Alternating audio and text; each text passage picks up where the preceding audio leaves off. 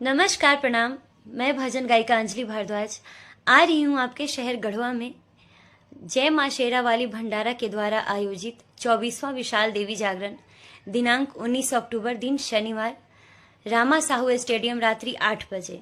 आप सबसे यही आग्रह करती हूँ कि आप सब जरूर आएं और मैं धन्यवाद देना चाहती हूँ अध्यक्ष सुनील पासवान उर्फ नागर जी, विजय ठाकुर जी, प्रीतम जी, पिंटू जी उर्फ ओला जी, विवेक सिन्हा जी, किशोर कुणाल जी, अजीत पासवान जी, पुनीत जायसवाल जी, धनंजय पासवान जी, सुभाष जी, संगम जी, सचिन जी, रोहित जी, राज पासवान जी, आकाश बघेल जी, अंकित जी एवं जय माँ शेरावाली भंडारा के सभी अध्यक्ष को।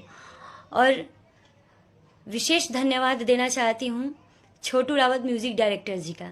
तो सभी का बहुत बहुत धन्यवाद कि आप सबने मुझे इनवाइट किया और मैं आप सबसे यही आग्रह करती हूँ आप सब ज़रूर पधारें वहाँ और हम सभी कलाकारों को अपना आशीर्वाद प्यार ज़रूर दें। प्रणाम।